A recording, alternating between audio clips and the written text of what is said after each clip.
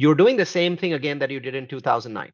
Those are super, super interesting to me. The Fed's been consistent. Wall Street is the one that has basically underestimated what the Fed will do. You promised yourself that you would never make that mistake again. You would be the Warren Buffett person. Most investors are actually speculators.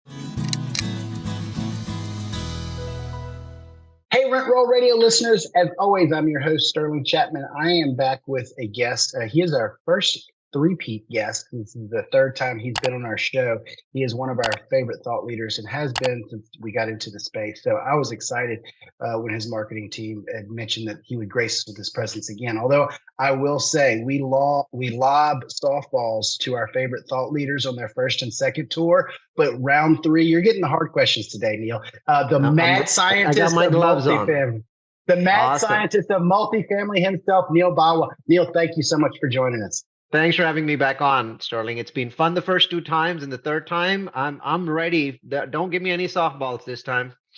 So for our listeners that started later in the show and are not as familiar with who you are, can you give us a brief rundown of your history, your past, and kind of what you're doing today? Sure. I'm a computer science graduate and a data scientist by profession. Had a successful tech career for 15 years, ran a company, sold that company, and I invested in real estate for a decade with my own money, no investors, learned a bunch of things, screwed up a bunch of things, and then started to use data science to publish data about where to invest in real estate. Currently, about 12,000 people on udemy.com are taking my real estate data science course. And I have about 1,000 very nerdy investors, a lot of them from Silicon Valley, that have invested with me. And I've been able to build that into a $1 billion database with 30 properties in 10 states. Awesome. And for our listeners, I first met Neal in January of 2020. Wow, the world's changed 6 times since then. But I saw him on stage at Joe Fairless's event, and he basically broke down his data science approach towards market selection and neighborhood selection within markets.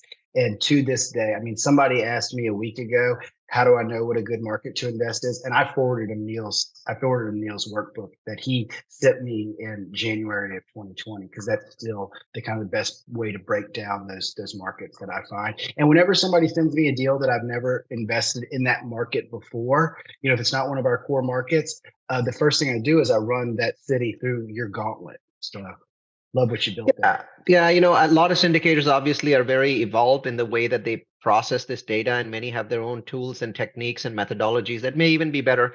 My goal was to give this to any investor, and that investor can then basically compare 2 cities in the US that they'd never even heard of, right? So, Lehigh Acres in Florida, I want to compare that with Washington, Utah, right? Because I walked into an evening cocktail event and somebody said Lehigh Acres is great, and somebody else said no, Washington, Utah is better. Well, how do you compare these 2 places for real estate profits, right? And for real estate risk. And so the Location Magic Toolkit was designed to create a 10-minute long process where you can take 10 minutes to work on one city and 10 minutes on the other. And it'll be very, very clear to you at the end of that time which of those 2 cities is better. By the way, those are both great cities to invest in. They're very tiny. But I picked those 2 as examples because it's unlikely that anyone's ever heard of Lehigh Acres, Florida, or Washington, Utah. So it seems like every time we're talking, the sky is falling, right? The first time you were on, we just kicked off COVID. The second time you were on, we were right about to hike interest rates, or we had just started. And so now we're sitting in the mess, which is the COVID and the interest rates and everything. And so what are we looking at today? What's your feel for the market? I know I saw you a couple of weeks ago in Salt Lake City, and you were on the sky is falling train. Are we still there? How do we feel? The sky is falling slowly. The answer is that, and I'll slice and dice it up into single family, multifamily, and commercial real estate. Single family is doing really well. Nationwide prices are only down 5% when adjusted for seasonality, which is an amazing number. I thought I was on the camp of people that thought that by now single family prices nationwide would reduce by 10%. There are some bubbly markets like Austin, Boise, and Phoenix that have gone down 10%. San Francisco Bay Area gone down 12%. But overall, the single family market is standing up well, and that's because 99% of loans are 30-year fixed. So people are only selling when they absolutely need to sell. And that's created so little inventory in the marketplace that prices have gone down in a very orderly fashion. So the single family market is in a correction, and a gentle one, a slow, gradual process. The multifamily market is in a major correction, so a significant major correction. Some of the same things apply. Very few people are selling. Only the people that absolutely need to sell are selling. So there's very little inventory in the market, which means that cap rates, which is the mechanism by which we figure out, what a property is worth, are all over the place. For example, a very recent CBRE report shows Class A value add cap rates in Phoenix at 5.75. I don't believe that number at all. I think that number is, I'm sure that some property was sold for that amount. It's just the number of properties being sold in even major metros like Phoenix is so low. It's so choppy that the rates, and cap rates are everywhere. Before we continue, let me take 60 seconds to tell you about MultiFamily University. Are you ready to take your real estate investing to the next level? Look no further than MultiFamily University. Our comprehensive resources, including guest podcast appearances, educational webinars, the Real Estate Trends Toolkit, and the Location Magic course, are all designed to make smart investing easy and accessible. Plus, with no subscriptions, no upsells, you can trust that we're always looking out for your best interests. But don't take our word for it. Check out what our satisfied customer, Carlos M., had to say. Neal's presentation was filled with invaluable information that is not readily available to the average investor. This group takes you to the elite level of investing. Join the ranks of the elite with MultiFamily University. Join us at multifamilyu.com and start investing from a place of knowledge today. Not only will you have access to a wealth of knowledge from industry experts, but you'll also be able to stay ahead of the game with our in-depth analysis of market trends and potential recessions or corrections. Invest with confidence and make informed decisions based on data, not gut feel. Don't miss out. Visit us at multifamilyu.com today or click the link in the description below. And now, back to the content. It is very clear, though, that cap rates have now risen by between 125 and 150 basis points in most metros for properties. Smaller metros, maybe 100 basis point because they weren't that low, right? So remember what happens with cap rates. When cap rates go up, prices go down. So cap rates were really, really low. In many metros, they were in the threes, and those metros are the ones where they bounced the most, maybe 150 basis points. So they're up, which means the value of those properties is down. For those of you that don't know, 150 basis point jump is a 26% reduction in price. So we are seeing that in some metros for some properties. There just isn't a baseline. So let's call it the sky is falling in certain metros in the US, and it's falling really, really slowly. Now, other metros are more in the 75 to 100 basis point difference, which could be half of that 26% number. So you're looking at a 13% price reduction. But I'm not seeing any properties in the US that are not down by at least 12 or 13% from their highs, the highs being the last quarter of 2021, the first quarter of 2022. Those two quarters were basically the peak of the market. And so we're seeing the market recede from that. There is, to my knowledge, no metro in the United States that has held its prices for multifamily from that peak to now. Every single market has reduced, has gone down. And the biggest reason for reduction is variable debt. The multifamily market has been so expensive in the last 5 years that the massive majority of debt that was of properties that were purchased, especially for the syndication mechanism, were variable debt properties. That's what worked. That's what people were using. Nobody was using fixed debt. Nobody was using HUD.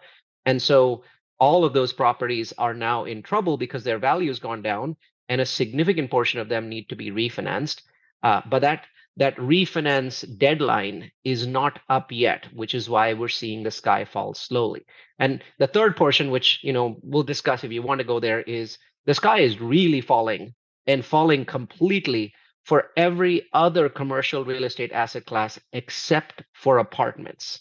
So there's a very significant level of distress there. I'll bite. I don't know how I couldn't bite. Go on.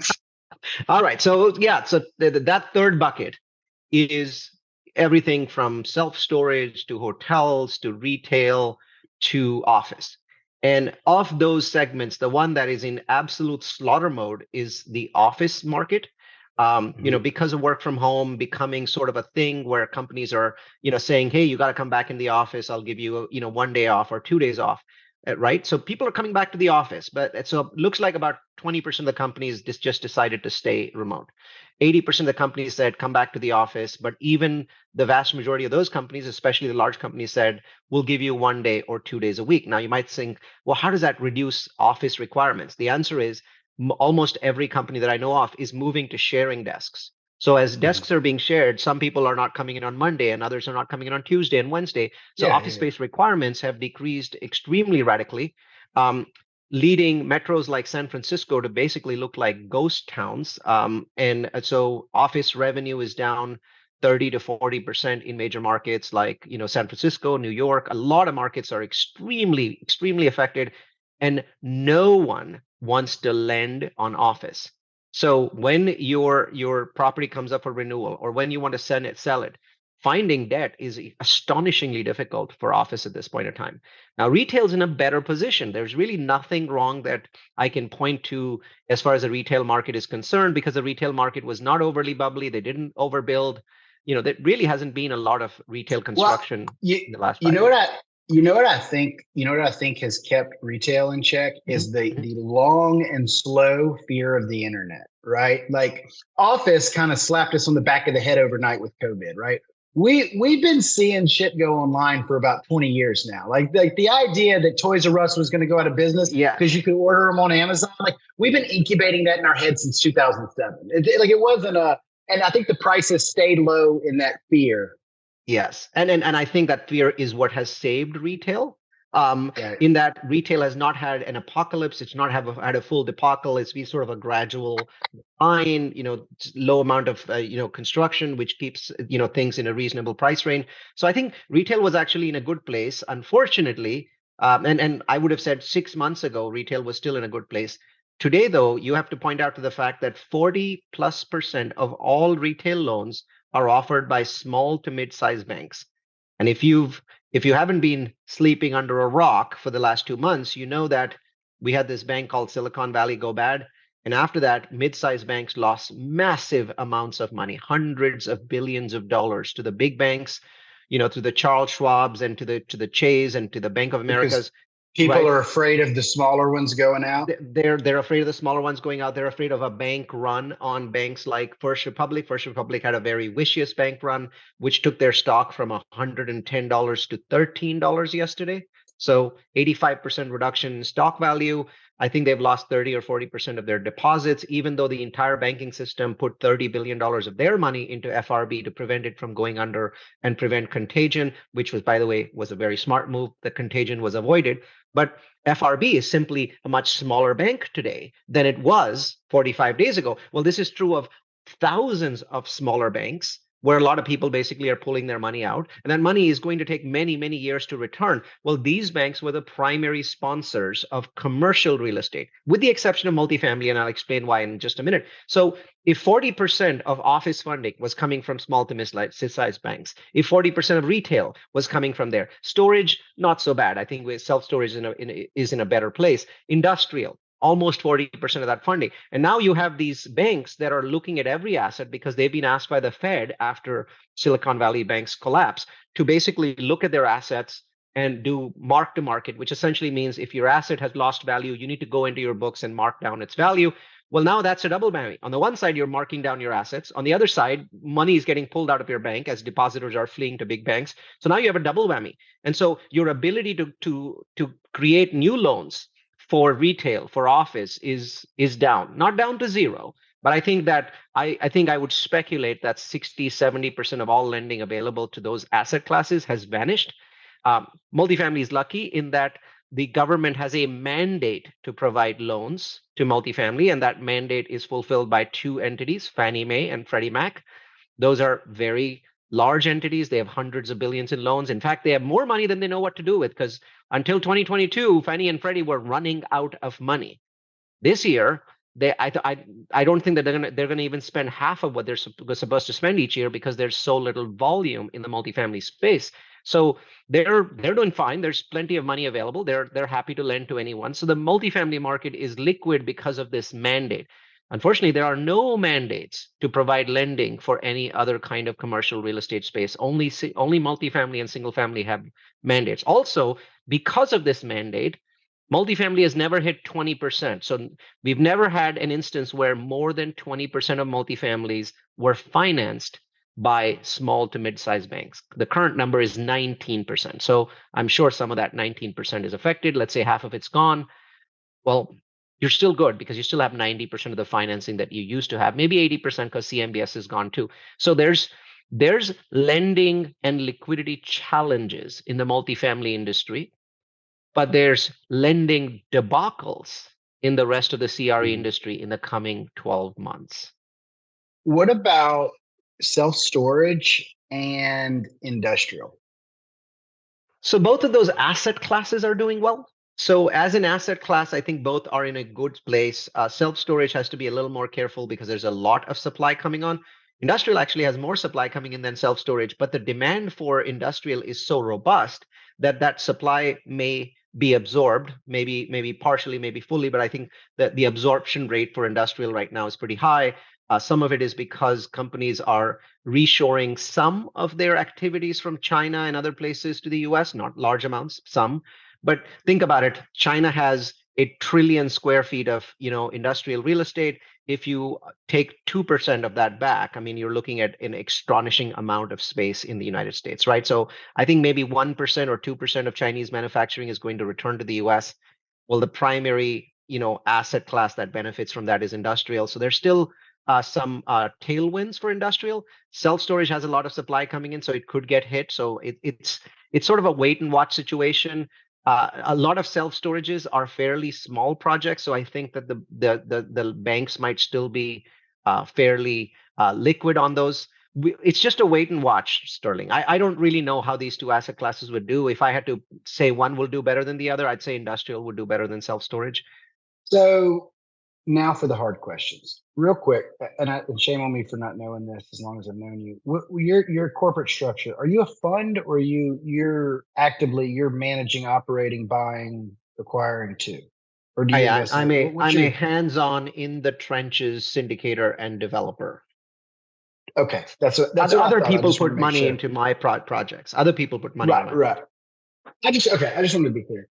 So then my next question is, we talk about everything that's happened over the last 36 months in the multifamily space. So Neal Bawa, over the last 36 months, have been very active in the multifamily space. So are you feeling these pains that you're describing other people? Did you make some of these decisions? Did you make other more conservative decisions going into the last 36 months that you're insulated from these risks? And if you didn't, what are you doing to pivot now? I was lucky. I can't say that, that the decisions that I made in the last 24 months did not have an element of luck. I have only purchased a single property that I didn't already own in the last 24 months. Actually, now two, because I did purchase one very recently, but obviously it's at a much lower price. So I won't count that one. But when we're talking about these peaky, expensive three cap type of properties in that 2021, 2022 timeframe, I purchased one. I was very lucky. I purchased it at 5 cap actual in a true tertiary market called Killeen. So the number of properties that I purchased in bubbly metros during the rush was zero. Now, one could say this is because of my data. This one could say this is because I, simply know what was going to happen. I didn't know any of those things. I felt concerned, but luckily I had new construction projects running in the hundreds of millions during that time, and they kept me busy. They, used up all of my equity, and then basically I ran out of equity to buy apartment buildings. So I'm very lucky. And because I've been very lucky, because I only have a single property today that's bleeding, and its bleed is small enough for me not to do a cash call. Because of that, I have created a rescue fund. So a rescue fund, also called a pref fund or rescue capital, or top off equity, basically is designed to help those syndicators that may have overpaid, but hopefully they didn't do a 3 cap overpay. Hopefully they still bought something in the 4 cap range. They're now bleeding, the property is bleeding cash, but otherwise the property is doing well. So their business plan is working, but they're losing money. because of cash flow issues. Well, those kinds of properties which exist, I can vouch for that because I've received a number of them as incoming applications from syndicators. Um, those properties we can top off in two different ways and prevent them from going back to the bank. So luckily, you ran out of money before things got really out of control. I think I was distracted. I suppose we could have raised more money. I think it's more honest to say I was busy. That's great news. So, what is your? I mean, we know you have the rescue fund. What else is on your agenda for the next 12 months? Um, Oddly enough, it's new construction, and you might say, "What? This seems to be the worst time to do new construction." You know, the interest rates are really high, loan to values are really low. And I'm like, yes, that's why I like it, because today I'm able to do something that I was not able to do in 12 months or 18 months ago. 18 months ago, I had to buy land at outrageous prices. 18 months ago, I had to close on that land in 120 days, or in some cases, I had to go hard on day one. Well, now all of that has changed. So not only can I put land in contract for 9 to 12 months without basically putting down a penny, um, I also have the ability to negotiate on the price of that land, and basically, the price of land has gone down pretty substantially. And that's hugely important in development because you don't even know if you can build on the land when you buy it a lot. Exactly. Right? So we were taking that risk 12 or 24 months ago. We do have one property in Manor that we don't think we can build on, so we would probably end up selling it. Luckily, it's gone up in value, so hopefully we break even. We're not going to make money. It's just a year worth of wasted labor on those properties. So yeah, there's a significant risk. Today, I don't have to take that risk at all. In fact, there's so much, I wouldn't say distress, but there's so much of a sense of urgency amongst, people who do land development, that there are people where I'm telling them, you know what, I won't pay you a penny. I know your land's worth $3 million. You invest into my development project and give me that $3 million as equity. So I'll count it as your LP investment in my project. And that way, you don't have to sell it for $1.5 million, because right now the market's illiquid. You keep the $3 million value, and then when 5 years later I sell my property, I've doubled your money like any other LP. Now you've made $6 million, but today you're going to make. Would that defer the taxable event for them as well? Most likely, yes, because there is no actual sale, there is no transfer of money. They are simply vouching that land into my project. So their taxable event would be when the property is actually sold, right? So and to do that, I think I have to give them like a 0.1% GP share or something like that for them to say, we're general partners in this property and we're making something from it.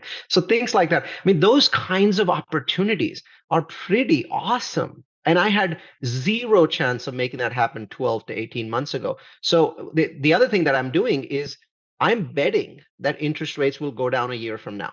So I'm making that bet, and I'm basically getting 12, maybe even more than 12 months worth of extensions on my land. So I don't even really have to buy the land for a long time. And even if I buy it and rates haven't reduced yet, I hold, because land is only 10-15% of the equity requirement. So I basically raise 15% of the equity, buy the land, hold, wait for rates to come down, and don't actually get the debt until rates come down. So I'm trying to ride the downward wave of the interest rates, which I think will happen in the second half of this year, first half of next year. And the goal would be to actually raise most of the equity and get the debt in the second half of next year. So this is a great time to line up new construction, because all of the factors are in your favor. You just have to be prepared to walk away from deals where you have to close on the land quickly. So you're going all development, and your opinion is that, just to recap, housing market will continue to stay steady, slowly going through this.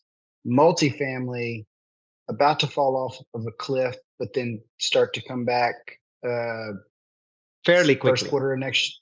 Fairly quickly. No, I wouldn't say first quarter of next year. I'd say third quarter of next year. So I think that from today, the price of multifamily falls all the way to the first quarter of next year, maybe stabilizes in second quarter, and you will start to see an uptick in that price, because by third quarter of next year is when the rate cuts from the Fed are substantial enough for there to be significant improvements in the lending situation, significant improvements in LTV, and that should make a almost immediate impact on prices, because multifamily demand has been extraordinary because of the fact that there's all these office moguls that used to own amazing properties and towers that were 400 or 500 million dollars, and they don't want to put a single penny into office at this point. Their only other option, really, realistically speaking, from a perspective of size, is multifamily. They can't go out and do $4 million storage, self-storage projects when they're buying $500 million office towers. So that capital is looking to deploy in multifamily. From what I can see, it's not actually put any money in. It's just sitting on the light sidelines. It's patient. But the moment the numbers, the math works out, they will jump in. And the math is now beginning to jump in. I was pencils down on value add multifamily until April 1st. And so on April 1st, we started underwriting and we made our first offer in Tallahassee yesterday. Awesome. So I'm back on the value add bandwagon. I was just gone for a while. Got it. What advice do you have for somebody who's just getting started in the space? What advice would you give to a Sterling Chapman in January of 2020, who's at his first multifamily conference, overwhelmed, doesn't know where to start? You're lucky and you don't know it. Today, you're at a point where properties are 15 to 25% cheaper than 18 months ago. Today, you're at a point where debt is going to get cheaper over the next 12 months. No one in our industry believes that debt is going to become more expensive the next 12 months. I'd say if you polled 100 responsible syndicators, 95 of them would say debt is going to get cheaper 12 months from now. So you're in a terrific position. You're starting at a time of distress. That is absolutely the best time to start a business. Go read any business book, whether it's Warren Buffett's book or Bill Gates' book. All of them will point out to you that distress is what creates great businesses. Distress is what creates tailwinds and opportunity. There is distress in today's marketplace. You have two problems, and both of them are solvable. The first problem is equity. Investors that invested 18 or 24 months ago are now seeing cash calls. Yeah, they are seeing no return on their equity. They are seeing their pref, being postponed. Their cash flow is zero. So they're hearing all this bad news about their properties from lots of different sources. And so at this point, they are not inclined to invest, which is a huge mistake. I mean, if you were willing to invest in a 3-cap property 24 months ago, today that property is 4.5 or 5 cap, and you're not willing to invest. This is about education. This is about telling investors, you're doing the same thing again that you did in 2009. You didn't buy anything in 2009 simply because everything was going down in value. And then you promised yourself that you would never make that mistake again. You would be the Warren Buffett person. And today you're making the same exact mistake. It's so hilarious how fundamentally, I mean, kindergarten level basic, the investing principles of like buy low, sell high, you know what I mean? Don't sell it when it's going down and everybody's freaking out. Like, that's just so 101. Like, I knew that in the 9th grade, yet every ounce of our like human condition just fights it. I mean, dude, I did the same thing. I bought a bunch of Bitcoin and when it was sky high, and then it just shot down to absolute nothing, and I sold it. 3 months later, it tripled. You know what I mean? It's just human nature to do it. It is, and we make that same mistake all the time. I think investing, that most investors are actually speculators. So the vast majority of investors are speculators. And it is our job, the new Sterling Chapman who's going to his first conference, his primary job is to write a wonderful presentation that explains to people why every single indicator today is better than it was 24 months ago, including debt, by the way, because there's a very, very, very high chance that debt goes down. Even the Federal Reserve, which has been much more conservative than Wall Street, look at their dot plot. It clearly shows that they're going to be reducing the interest rates, right? Now, 12 months ago, when you were investing, or 24 months ago, when you were investing, there was all this talk of the Federal Reserve saying, hey, we might have to raise interest rates. But you ignored that. Right? And obviously it didn't work out for you. The Fed has been very consistent. Once, they said transitional, once they got off of that bandwagon, which is about 17 or 18 months ago, since then, they've been very consistently saying, we need to do a lot to contain inflation. They're saying inflation's very high. We need to do a lot. And then, by the way, they're still not done. They may still raise again in May. Might be one last raise there. Maybe not. the point is the Fed's been consistent. Wall Street is the one that has basically underestimated what the Fed will do. And the Fed's really gotten to where they thought they were going to get about 6 months ago. So I think that we are on a path that's very clear. The Fed knows what they're doing. They were late to this market, shame on them, but now they're working hard to correct their big mistake. And I think that as a result, this is actually a great time to be getting into an asset class. I want to point this out to you. I do not believe that the problems of mid-sized to small to mid-sized banks will correct over the next year. I think it takes 3 to 4 years for them to correct. Well, if it takes 3 to 4 years, there's only one asset class that has mandatory lending, Lendability. right? So Fannie Mae, Freddie Mac, two huge institutions with tens of billions of dollars to spend each year. It's multifamily. The other asset classes don't have this. I'm not saying all of them will do poorly simply because they don't have any lending, but it's going to be very hard for them. And I think lending, multifamily is going to become very liquid as soon as rates start to drop because of something known as spreads. Banks, so when we look at the interest rate that we pay on a multifamily, it actually has two components. The first component is the Fed funds rate. That's the piece that the Fed is raising. It's expressed in the industry as LIBOR or SOFR. These are terms, but essentially what it means is the banks borrow money from the Fed at a certain rate. Right now it's at 5%. And then they basically lend that money out at 5%. The second piece is called the spread. The spread is an indication of the bank's risk. If the bank thinks that loans are riskier, they make the spread bigger. If the bank thinks a loan is less risky, then the spread falls to a pretty small number, like 1%. Today's spreads are ridiculously elevated. You can get bridge debt. There is no shortage of bridge debt. There is no shortage of variable debt, but the cost is very high because the spreads are absolutely astonishing. On top of that, 5%, people are putting in 3%, 4%, 5%, 6% even to give you bridge debt. But here's what happens. The moment the Fed stops, the spread portion collapses, not the Fed portion. The Fed portion is still the same. The Fed's just stopped raising. So that first portion is the same. But the second portion is just fear because the banks don't know where the Fed stops. That's going to collapse. Now, the first time the Fed cuts rates, which I think will happen in July or maybe, oh, no, maybe July is too soon, September. So September this year, the Fed cuts rates and they're going to cut by a small amount, like just a quarter point, right? So you get that quarter point benefit. But then on the spread side, you might get another 1 point. Well, 1.25 point is a huge, huge change in your underwriting. It's a massive change in your underwriting. And all of a sudden, you need less equity to buy the same property. So here's the rule. Get a property in contract now and don't close it until October. Don't lock in your interest rates until October. Drag it out as much as you can. I don't think that the seller is going to like that, but sellers have less power today than they did 18 months ago. Buyers have more power, right? So bottom line is, I think this is a great time to put properties in contract and not close them. What is your recommendation on a tactic to do that without pissing off the brokers and the sellers and getting a bad rep as a retrader or somebody who doesn't close on time and all that? Like, how do you tactfully do that? Pay them more money. Typically, to extend the property, what you do is you increase your deposit. Well, when you increase your deposit, you're not actually paying more for the property itself. And while I'm generally not in favor of paying more money just to get 30 more days to close, if there was ever good use of money, this is it. You can go back and say, hey, if I take 3 more months, I'll pay you $100,000 more for your property. Now, all of a sudden, they're happy about that because now they're getting something for it. They're not just getting more deposit. Deposit simply means surety of close. But $100,000 is $100,000 of profit that they're generating.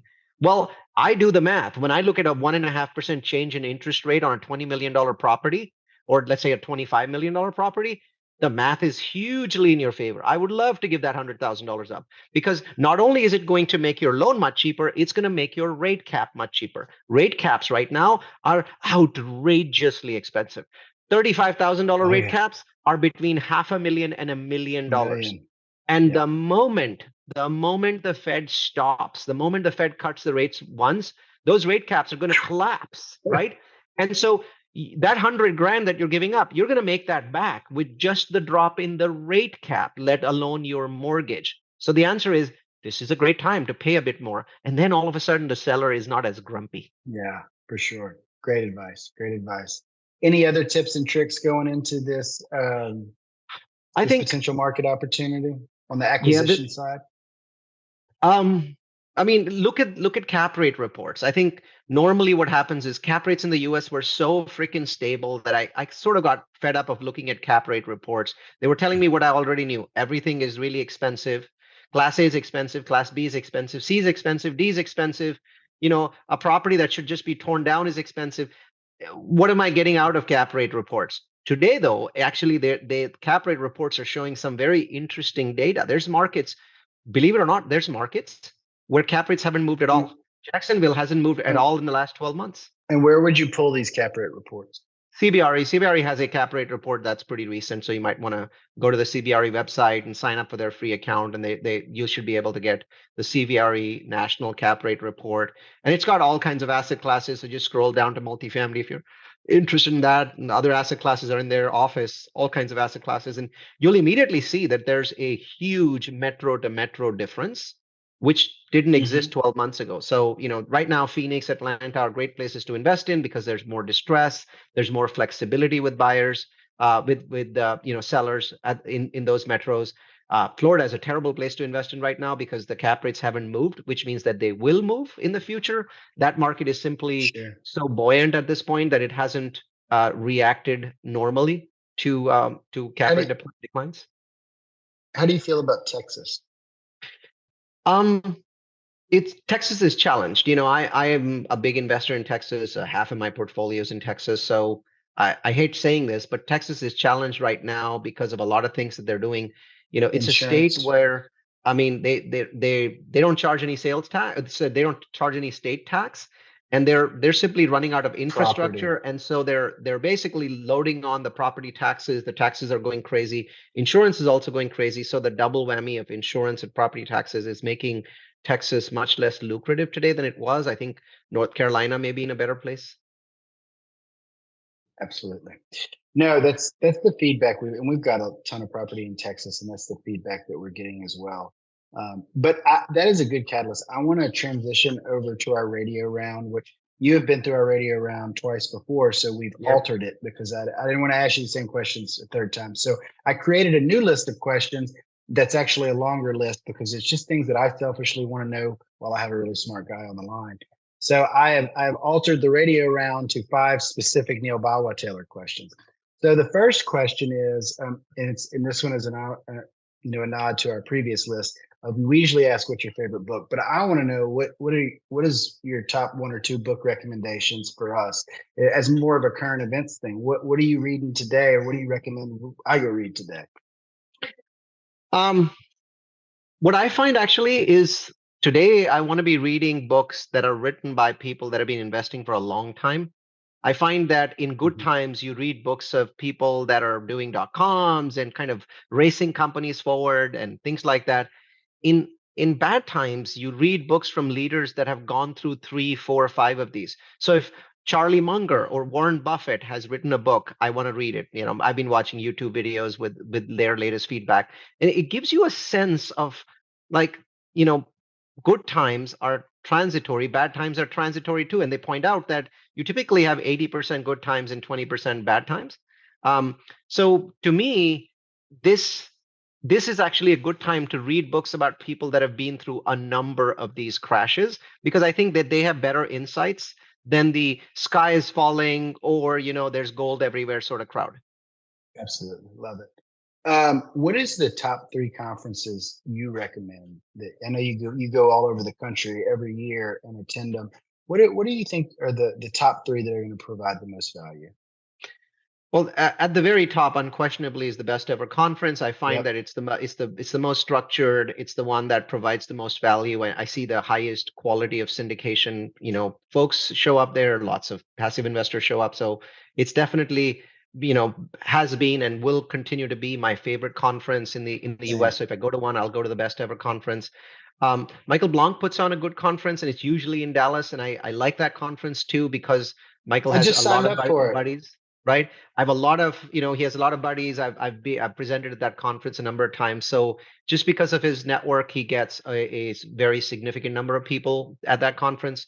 The third one is a non-syndication conference. I think it's very important to go to this conference because it's the NMHC. So it's becoming more and more important to go to the National Multifamily Housing Council's conference. The NMHC holds a conference. I think it's not called NMHC.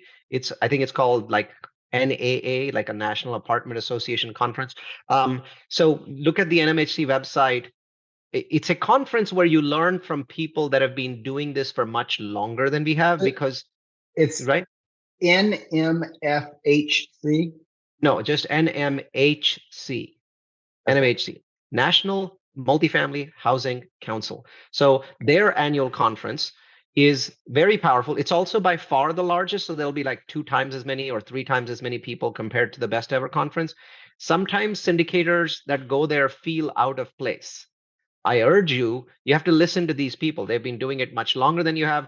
They were doing it before the word syndication was even a word. And people that own for 20, 30, 40 years, they've seen cycles. In a bad time, it's best to listen to what these people are saying. Awesome. Great advice.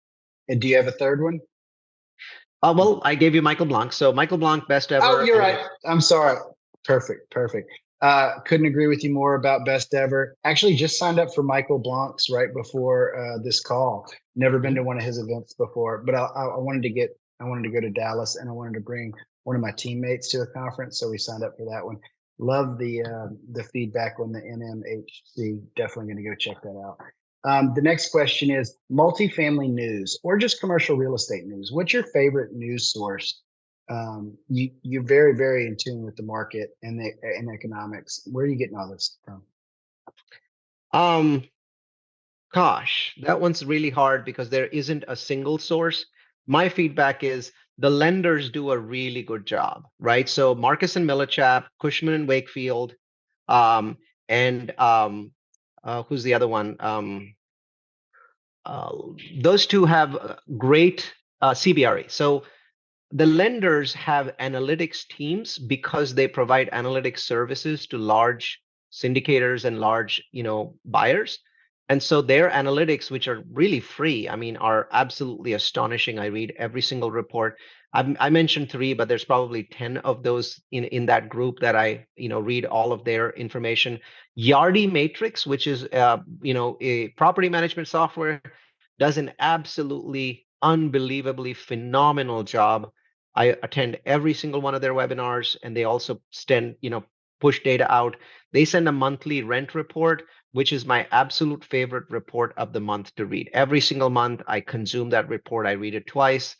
Gives me a sense of where the trends are going. It does more than just rents, but it's primarily a rent report that slices and dices rents by large metros, small metros, things like that. What areas are going up, what areas are going down, stuff like that. So those are super super interesting to me, and um, I also like to read like mortgage daily news and stuff like that to understand what the mortgage world is doing, just Yeah. independent of even multifamily. And I get a lot of information out of that. And then I tend to read a massive amount that is not related to real estate. Real estate today is just a booger on the shirt of all the financial madness going on in the world. That's what we are. We're a booger on the shirt of the madness going on around the world.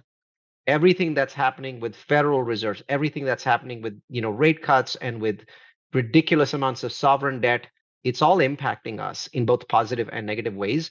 So I think most syndicators don't have an understanding of this crazy, unbelievably stupid financial world out there. And you have to understand what that means for you. So Bloomberg, Market Watch are great sites to look at. So I'll go to Bloomberg first thing in the morning and understand what those guys are doing. I don't, really invest much in the stock market, very rarely, unless I see a weird opportunity. But I do read their articles because I think they're well written. Wall Street Journal as well. Awesome. That's a lot of great info. And then finally, what's your favorite market for the rest of the year? Um, This markets with distress. I mean, right now there's more distress and higher cap rates in markets like Phoenix and Atlanta. For the longest time, I've been investing in smaller markets because the cap rates were higher. So I've been buying in Greenville, South Carolina, or buying in Killeen, Texas. Today is actually not a time to buy in tertiary markets because you're getting fairly good cap rates in some of the bigger markets. So I'm just paying attention to the cap rates. I think most markets are open because today I'm basically a buyer based on price, whereas in the past I was a buyer based on population growth, job growth, income growth. Today it just makes sense to focus on the price. Okay. And we had one more question. I thought that was the last one. It wasn't. The last one is, where do you find most of your investors? Everywhere. I mean, I'm sure there'll be some investors that'll come out of this podcast. So I appear on 100 podcasts a year. I do about 20 webinars a year. We spend $500,000 a year on Facebook ads. Go to conferences, things like that. Mine the web. I have a team that mines Facebook groups and basically puts them into a database. Then we market webinars to them, stuff like that. So it's very difficult for me to answer that question. Our YouTube channel is pretty terrific. So go to MultiFamily University and you'll see fantastic amount of content. You'll notice that as soon as we post video, there are thousands of views on them, even though some of the videos are more than an hour long. So I think it's a multi-channel approach that works. Facebook ads are extremely expensive, so it's the top 20% of our funnel where we're like, okay, we know these are really expensive, but the really cheap stuff is going to make up for the really expensive stuff, and our average blended cost of acquiring investors is going to be reasonable. Yeah. Cool. So where can our listeners find out more about you, get to know you, invest with you, learn from you? Two ways. One is type in my first name and last name into Google. I'm the only Neal Bawa on the World Wide Web, so everything good and bad that you read is about me. The second, more formal way is to go to MultiFamily University, which is multifamily followed by the letter U.com. So that's multifamilyu.com. That's where we store 20 webinars a year. We have about 25,000 people that register for our webinars every year. And our webinars are about just everything that catches my fancy. Right now, I'm writing one on the impact of artificial intelligence on everything in the world. And in 5 months ago, I was talking about the impact of ESG and climate change on real estate. Anything interesting that catches my fancy, we present on. Of course, we present on things like what happened with Silicon Valley Bank, what is happening with the interest rate cuts. So things that I think are interesting to people, but are not necessarily just about multifamily real estate. That's the kind of community that we have. It's free. It's always meant to be free. There's no subscription. It's just a bunch of people getting together and talking about some interesting stuff. That's awesome. Neal, thank you so much for joining us again. I appreciate it. I learned a ton. I took a full page of notes, and I'm going to walk away and I'm going to subscribe to these news stations, and I'm going to sign up for this conference, and I'm going to be a better investor because of it. So again, always appreciate you joining. Always appreciate the value you deliver, and look forward to keeping up with you on your journey and hopefully seeing you at another conference again soon. Sounds good. Thanks, Sterling.